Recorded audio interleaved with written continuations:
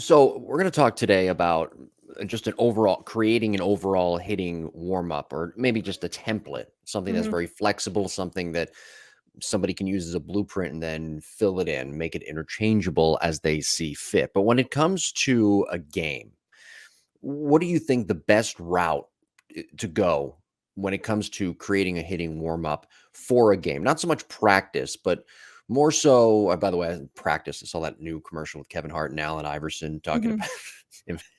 just, I still remember that to this day. Anyway, when it comes to a game, warming up properly, what would be your best advice? So I think it depends. My most recent experience with softball was at the collegiate level, right? And we were Yeah.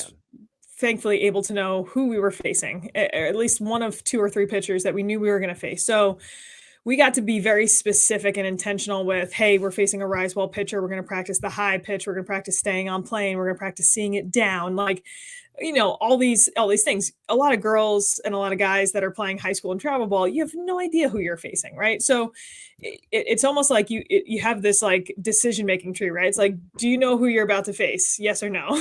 Then Yeah. okay, so if you don't know who you're going to face, how do you warm up then? I think typically what people don't always get, and maybe what is forgotten, is that you take very little high intent reps in a game. Even if you have four at bats and you see maybe five pitches, how many of those are you actually swinging at? And so when you think of it, like in a game, you might be taking like as a max like 10 swings. Like that just seems like a lot that you would actually take in the game.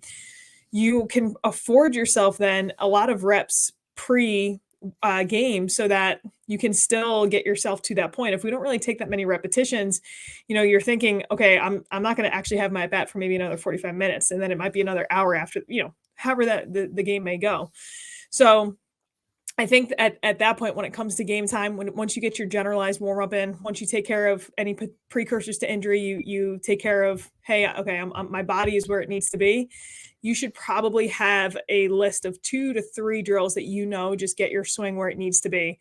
For some of my girls, it's them hitting off of a low tee because they typically come too far forward, and they know hitting a low tee just helps them stay right. It's for some of them, it is. For me, it was the inside outside pitch because that just kept me centered. If I could hit inside tee, then outside tee, I'm like, all right, my swing's in the right spot. So you don't need 50 drills before a game. You probably just need your couple that you keep in your back pocket so that okay, this is how I get my swing right. And then starting to see some live opportunities or front toss opportunities so that you're not just hitting a stationary ball.